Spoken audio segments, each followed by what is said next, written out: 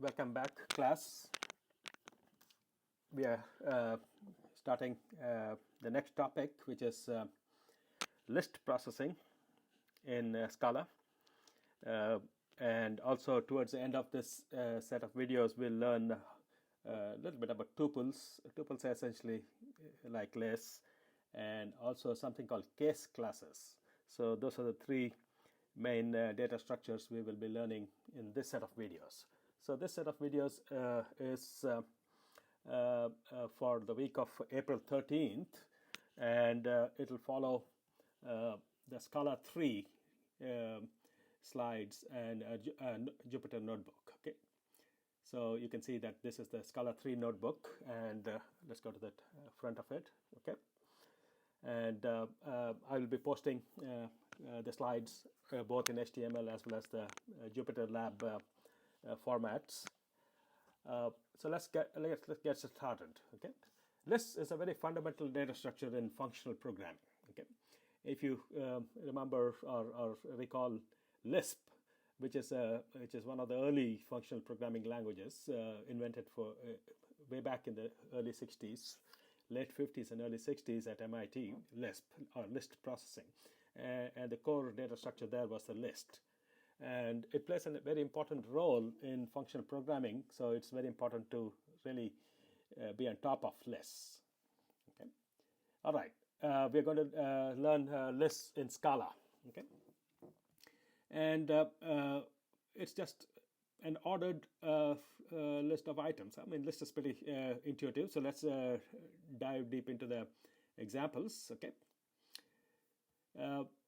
Here are four lists being defined. The first one is just a list of strings, in this case apple, banana, orange, and mango. Okay, and this is how we have a constructor in list. So you type out list, the keyword or the class name. Okay, list, L-I-S-T, and within parentheses you can provide all the items to construct. Okay, you can also construct an empty list as is shown down here. Okay, where you don't provide any items within that. Okay, so val fruits equals list of these four items or four strings is a list. Okay, so list of string objects. The next one is a list of number objects. Okay, 10, 20, and 30. Okay, the third one is the empty list. Okay, now the interesting an important aspect of lists in functional programming in general is that you can nest the list, okay, so that you can create very interesting and sophisticated data structures just by using lists. Okay, if you remember in our PLY programs, homework 1 and homework 2 and so on, we did create Python lists, but inside those lists we did store tree structures, right? By using the nested list property. Okay, so here's a nested list, list containing three items. So so this is how you interpret this. That's the first item there. Okay, in the outer list, in the nested list, it's a list of numbers 1, 2, and 3. Then the second item in the outer list is the list of items, list with two items, 4 and 5, and the third one third item is a list of three numbers, 5, 6, and 7. So you can actually nest this any number of levels. Actually, in this case, it's only 2 levels. Outer list contains 3 items, and each of them are lists of numbers. Okay, but you could obviously nest it any number of levels. Okay. Now, the important properties here, there's about 4 or 5 properties here, are important to keep in mind. Okay, lists are immutable. Okay, so that is in general in functional programming. Ideally, we want everything to be immutable. That is, you create a value and don't change it ever. Okay. If you want to create new values out of old values, you can combine them and create a brand new value, but don't change the old values. Okay, so that's the philosophy behind functional programming. Okay, if you create a value, don't change it. Okay, right? So because once you start changing the values, that's when the state is introduced, and then you spoil the functional philosophy. Okay, so lists are immutable, and we just saw that lists are recursive or nested. Okay, so you can actually nest the list to create very interesting data structures. Okay, And these Scala lists are also very similar to the Lisp-like list structures. Remember, we had some examples in some of the homeworks with the car and the cutter. Car gives you the first item in the list, and cutter gets you the list without the first item, right? And it's almost like a linked list in your data structures, okay? So these are actually exactly same as the Lisp lists, which we have seen a little bit in the past, okay? Now, the other thing, unlike Python, lists in Scala are homogeneous, okay? So there is some sanity here, okay? Scala, of course, we all know, is a very heavily typed language, which builds on top of Java and so on, okay? So there's a lot of type theory inside Scala, okay, types. So every object must have a type and so on, okay? Or every value must have a type. And also you can't mix types and so on. So that's why lists are considered restricted to be homogeneous. Okay, that is, if you had a list, then there must be a list of the same element type. Okay, so if you cannot mix the list with numbers and strings and so on. Okay, in Python we could do that, and actually we sort of got used to it, and then we started liking it. But I think we are back to being more strict on types. Okay, and because they are homogeneous elements are of the same type, there is a notion of type associated with each of the items in the list. Okay? And so you can actually have a list of strings, list of integers, list of doubles, list of other objects, and so on. So you can actually have any type, and we will see down in this set of slides that we will be creating a little bit more dynamic lists where the type itself becomes a variable, okay, or it can be provided at runtime and so on. I'm not sure if you have, we have done this in Java. Hopefully you've seen this. There is something called a Java template where you can actually provide a type when you define a class. I don't know if you have coded such programs in your data structures or even in 1302, but that's a feature available in Java as well. And so you can actually write a little bit generic code. I think we will see in this set of slides at least one or two examples where the type element is just a variable t, and you write the code, and the same code will work for any type t. Okay. So we would denote the type of the list with a particular type of item as list of t. Okay. Or Scala.list, but Scala dot is not necessary because list is actually in the default package, the list data type or the list class. Okay, so you can just say list bracket t to denote the actual type of the elements. Okay, so here's an example where we have shown some types. So we are redoing the same examples from above. Val, fruit.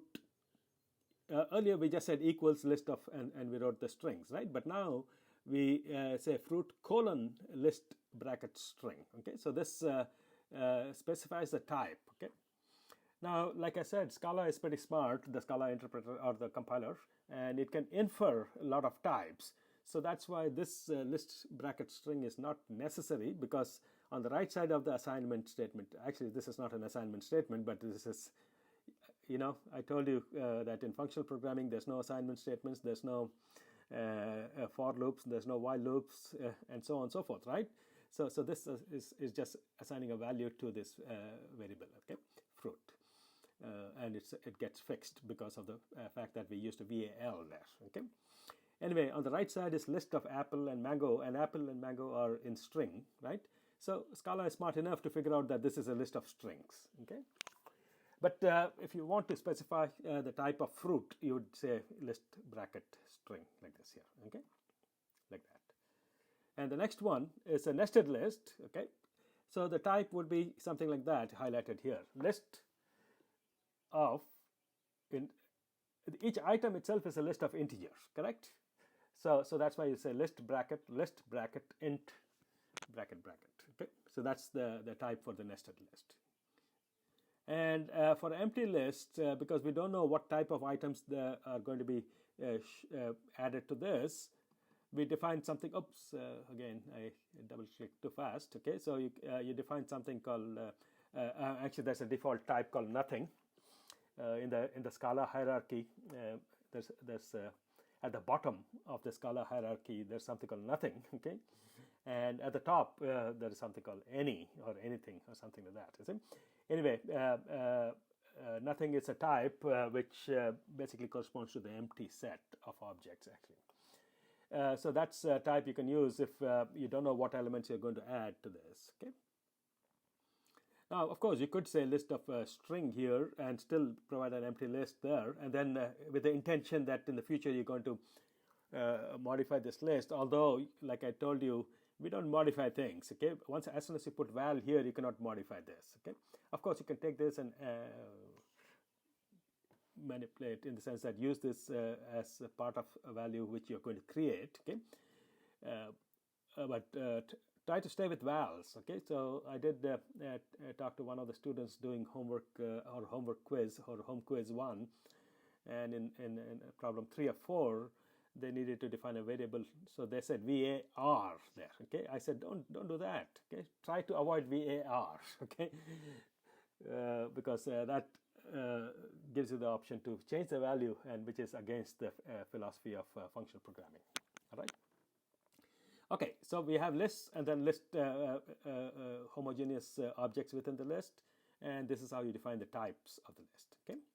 Now let's talk about how you construct using that car and cutter. Remember, I said that the Scala list is nothing but a Lisp list. You see, all right. And this notation is very, very critical because the rest of the slides depends on this. So pay attention here. Okay.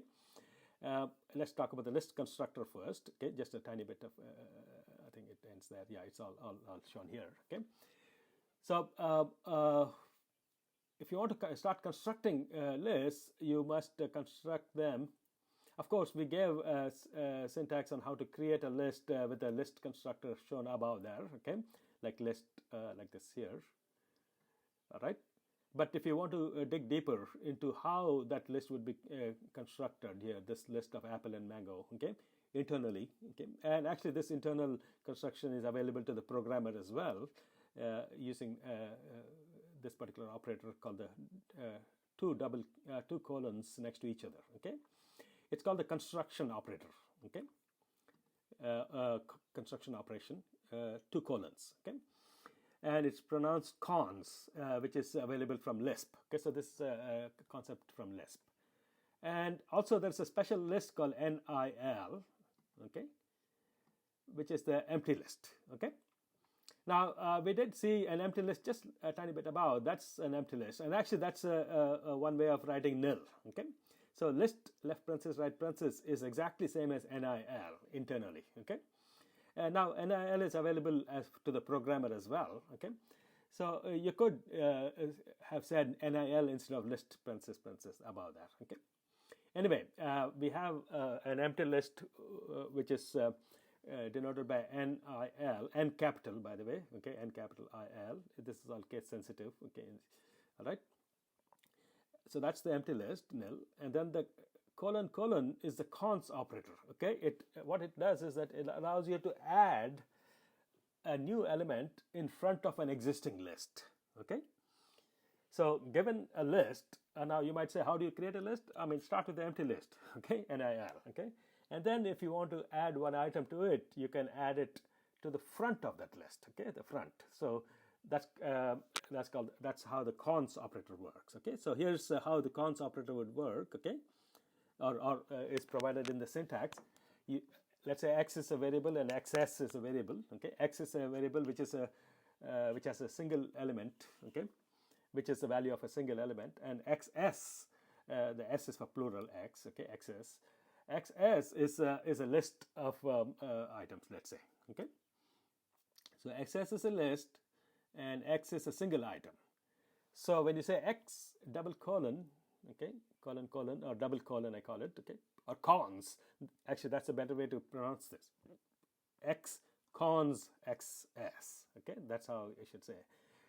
That produces a new list, okay, which takes the old list XS and adds x to the front of that list, all right, and that's the cons operator. And then using this cons operator and using the nil a list, which is the empty list, you can create any list you want. Okay, so here's the example, 2-3 examples here. So if you want to create the same list, the apple, orange, pear list above, okay, you would do it as follows. You start with the nil list, which is the empty list, and then use the cons before that and add the first one other items there. Okay, so pear. So the expression which begins at this parenthesis and ends at that parenthesis, that one there, is a list of one item, which is a string, by the way, pear. Okay, and then that list you can take and add orange to the front of that list using another cons. Okay, so you get a 2-item list starting here and ending there. Okay, and then to that list we can add apple to the front of it, and then we get a 3-item list. Okay,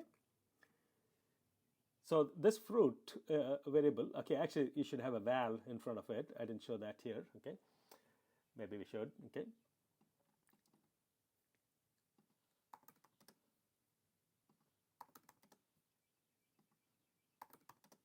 okay,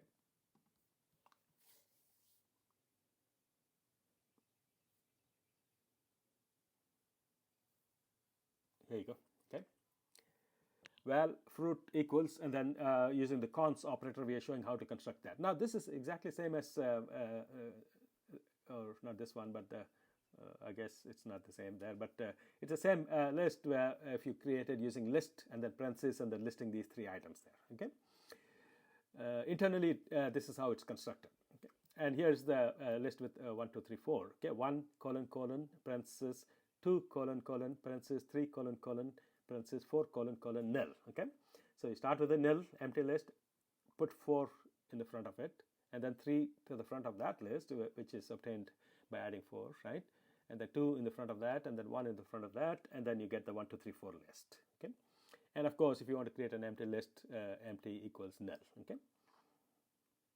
Now, another important point with this double colon, you see that we have been putting a lot of parentheses here. Okay. Now, you could leave out all these parentheses, but with the understanding that it is right associative. Okay, so you could leave it out, say A colon colon B colon colon C. Then what really happens is that you start with a nil. You start with a C and then add B to the front of that, and then you add A to the front of that. So you go right to left. Okay.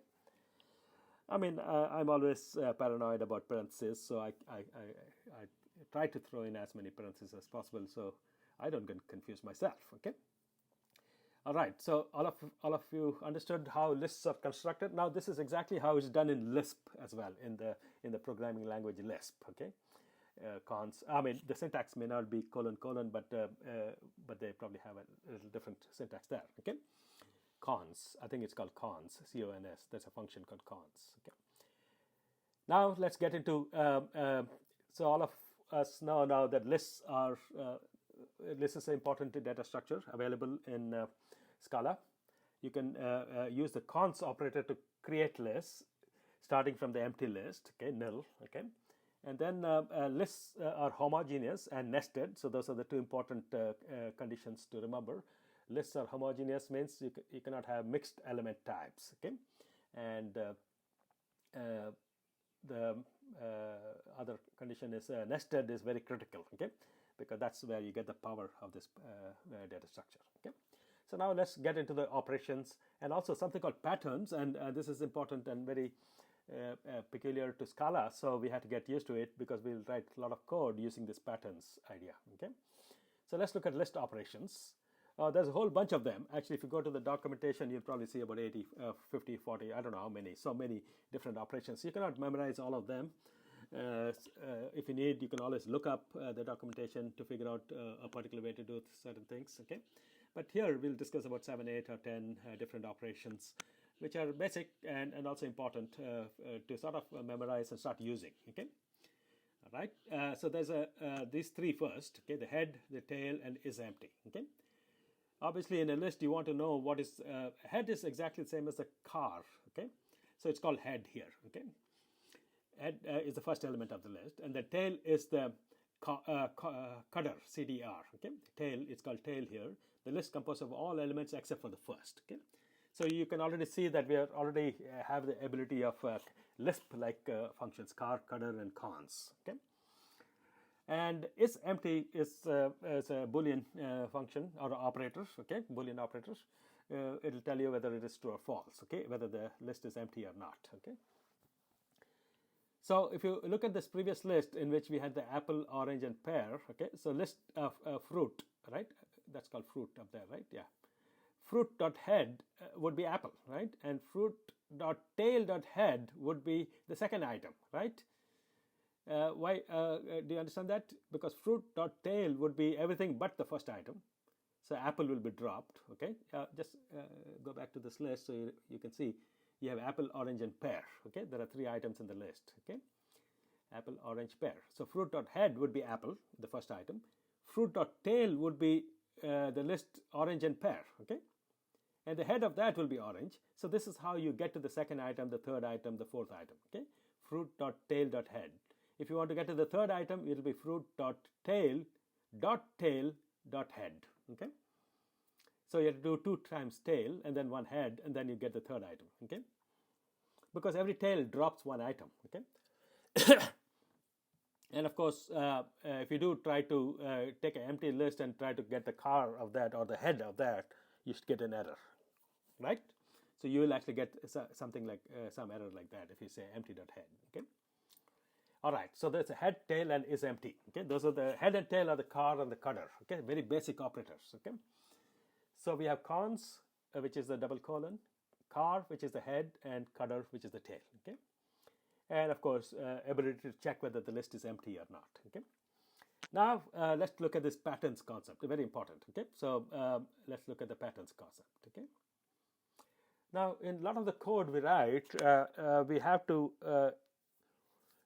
we'll be given an arbitrary list, okay? List of, we don't know how many items, right? Because that depends on the runtime, okay? If you're sorting a list of students in the class, then the list will contain, in our case, it'll be 35 or so surviving students. By the way, we started with 52 students and we are left with 35 right now, okay?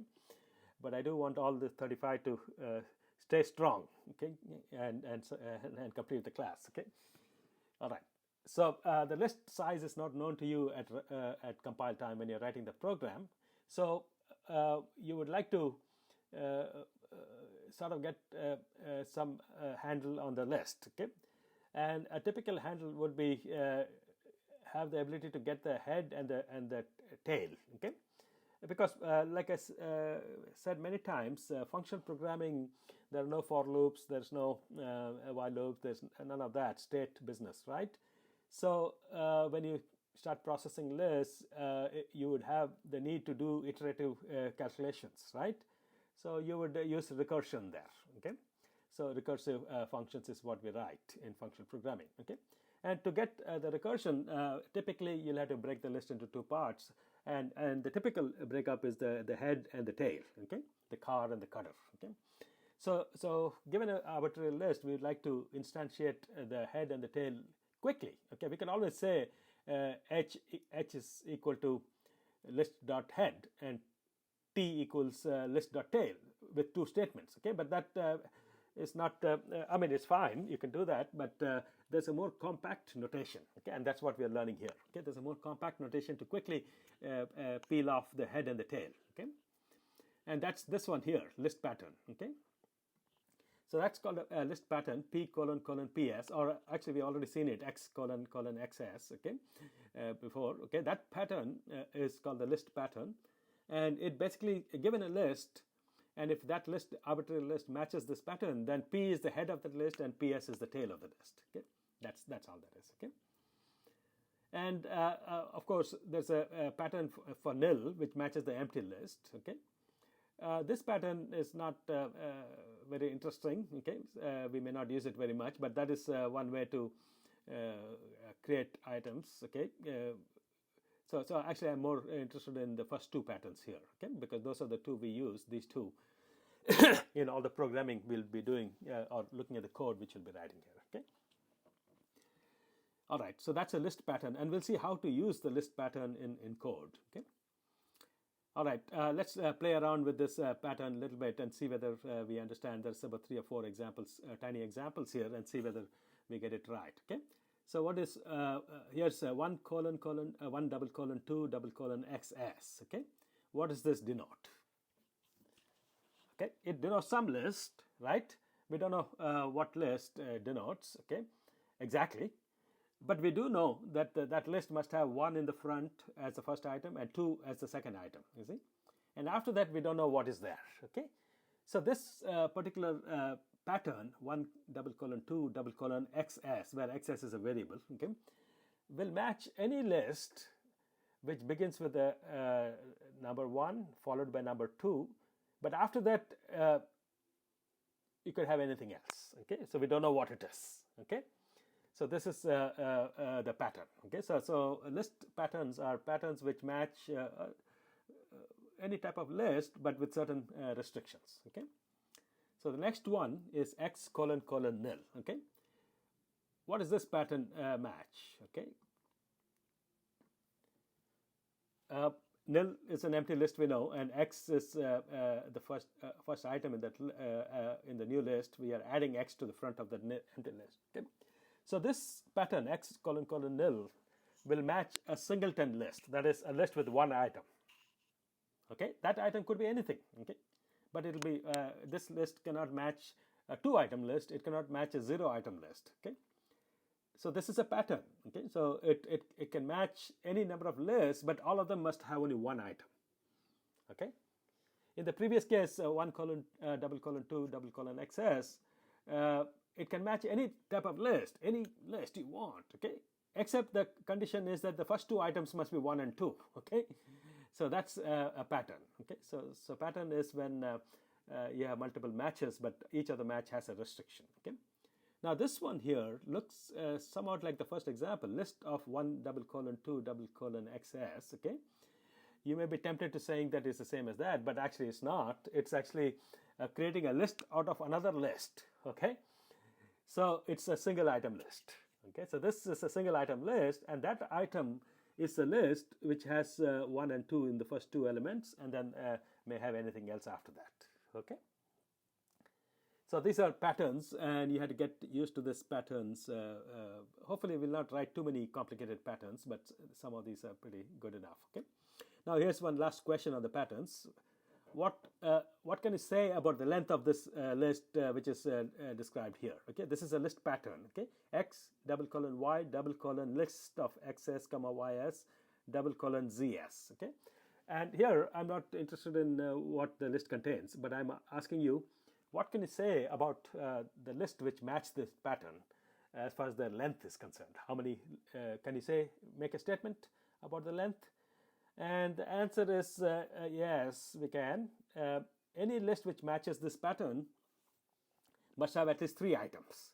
Why? Because there are these 3 double colons. Can you see that? 3 double colons. The first item must match X. We don't know what it is. X is a variable, so it could be anything, but there must be 1 item there. Y is the second item. And the third item is this whole thing, list of XS comma YS, right? Because that's between these 2 double colons. And then the last one is ZS. Now this ZS could be empty, right? Because there's no restriction that it has to be non-empty. So that's why you can, the answer greater than or equal to 3 is the correct answer here. This particular list pattern, it matches lists which have at least 3 items in them. Okay. All right. So I think we have another 5-7 minutes on this first video. I'd like to stop it in less than 40 minutes, 35 minutes. So let's look at the first non-trivial code. Okay. Let's do an insertion sort, okay, sorting a list, okay, and we'll take a list of integers, and then we want to do an insertion sort. I don't know if you remember insertion sort from your early programming classes. It's one of the very rudimentary n-square algorithm to do a sorting of list, okay. And the general idea is that given a long list, what you do is you break it into 2 parts: the head and the tail, okay, and head is the first item, tail is everything else, right? And then you recursively solve the sorting of the tail, okay? Just make a recursive call and you get the sorted list for the tail, okay? So you have the tail which is unsorted to begin with, and then recursive call on that will give you the sorted version of that. Okay, so now you have the tail sorted. Okay, and you have a head which was some number, we don't know what it is. Okay, and all you do is you insert the head into the sorted tail. Okay, so you go find the right position for the head item. Okay, in the sorted tail, not in the tail, but in the sorted tail. Okay, and then you insert it there. Okay, and then you get the full list sorted, right? So that's why it's called the insertion sort, because you recursively solve the sorting on the tail, and then only the head is left to be sorted or placed in the right place, and then you do a separate function for that, and that can be done in order of n, right? Because if you have a sorted list and if you have a new item to add to that list, you can just scan left to right, and then once you find the right spot, you can put it there, correct? So that's the idea behind this insertion sort. So let's look at the code in Scala. Okay, and this code uses the pattern matching feature of Scala. Okay, so let's it's just 4 lines here. Okay, and there's a helper function called insert, which does the insert in a sorted list. Okay, so let's look at this isort. Okay, this is the def isort is the name of the insertion sort function. It takes XS, which is a parameter, which is a list of integers. Okay, you can see the type is described there. It's a list of integers, and it returns, this is the return type afterwards. Okay, it returns a list of integers, right? Because it must sort the same list and return sorted list. Okay, equals. Okay, equals is between the signature and the body. Okay, now the body here begins here. Now this could have been written in the next line if you want to. Okay, but this is a general practice by Scala programmers, is to start the body if you are using this match feature of Scala. We're going to learn this in a minute. Okay, so, and this is a very typical way to write it. Now, if you are uncomfortable with this, you can always bring this down. Okay, but the point is that become like that. Okay, something like that. Okay, you may bring it down here. Okay, but let me keep it here. I want you to get comfortable with this. Okay, so the body of this function begins at this XS. Okay, here, that's where the body begins. Okay, which happens to be this parameter here, right? Now, because this is a list, we can use a match feature of Scala. You can say XS match, and then you can create a block here, because typically the match, there may be multiple matches for this XS, right? And those, because we don't know what XS is, whether it's an empty list or a 1-item list or a 2-item list and so on. Okay, and typically the 2 cases we will have in a list case would be the empty list and a non-empty list. Okay, got it? So the syntax is XS match and then a block, and in the block you'll have multiple cases. Okay, case. Okay, so in this case we have 2 cases, and this first case you write an expression which will be the value for the XS. Okay, so here we are saying if XS is nil, and then equal greater than sign means in that case this is the answer. Okay, and if it's not nil, if the XS matches with this, then the answer is that. Okay, so that's you can write it as an if then else. Okay, but this is a very neat and compact notation without using the if then else. Okay, and you have to get used to this. Okay, now if you want, you can go back and write this as an if then else, and it'll still work. Okay, but we are learning the match here. Okay, so XS match.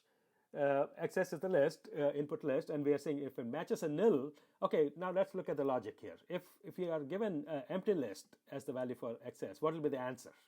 It'll be empty list, right? Now you didn't have. I think you might. That's how one way to write empty list. Another way to write empty list is that. Okay, correct. So either way is fine. Okay, so let's put nil. Let's use this one here. Okay. All right, it doesn't matter. Nil and list of parentheses is the same. Okay, so if you're given an empty list, the output is empty list. And what is this pattern match? We just looked at it. Okay, y : ys is matches any list which is non-empty but has at least 1 item, right? And that 1 item is this y. Okay, the first item, and then the rest of the items is in ys. Okay, so this is a typical pattern for a recursive part in a list where you're looking at the head and the tail. Okay, so here now the head is y and the tail is ys. Okay, so what we do is recursively solve the problem for ys. Correct? That's the logic here. I sort of ys will give us the sorted tail, right? Why? Because ys is the tail, okay? And then what you do, you take the head, which is y, and call the insert function defined below, and which will take y and add it in the right spot in I sort of ys. Okay, so that's the insertion sort logic. Okay, and all we need is the insert. Okay, let's say we have about 3 or 4 minutes. Let's see, we can quickly look at this. Okay, all we need to do is complete this insert function, and we are done, right, for the insertion sort. So insert takes 2 parameters: x, which is the number we want to insert, and then xs, which is a sorted list. Okay, right? Why? Because isort has already been done. So xs is a sorted list, and x is the new item we want to add to that. Okay, and the output is a new list with the x added to xs. Okay, and again we'll use the xs match. Okay, we'll have 2 possibilities there. If xs is nil, if you had an empty list and you want to add x to it in the right spot, that's simple, right? So that's this one here, list of x, or you can actually say x colon colon nil. Okay, so these are the 2 ways to say one item list, right? So that's the empty list. You add x to the into that list like this. Okay, but if you had a non-empty list, y colon ys, and assume not assume, yeah, you can assume that y colon ys is sorted, right? Because we are inserting into a sorted list. Okay, so y colon ys is the sorted list xs. Okay, and in that the first item is y and the rest of it is ys. Okay, so you have a list and we know what the first item is. Okay, and if the x you're trying to insert is less than or equal to y, that means this x, the new item, can go right in the beginning because it's smaller than the smallest of the list, right? So the answer should be x colon colon xs. Okay, xs is the original list, a sorted list, and then x is the smaller than the first item, so we put it in front of it. Okay, else what you do is you recursively solve the problem in ys. Okay, take the x and put it in the right spot in ys, and then keep the y in front as in the right place. Okay, so you don't want to disturb y, and that's it. Okay, so if you can see this, and then there's a small test case there. When I run this, it takes a few seconds to run, and you see the answer that the list has been sorted. Okay, all right, I'm going to stop this first video in this part in this series. Okay, and we'll come back and continue from here soon. Okay, take care.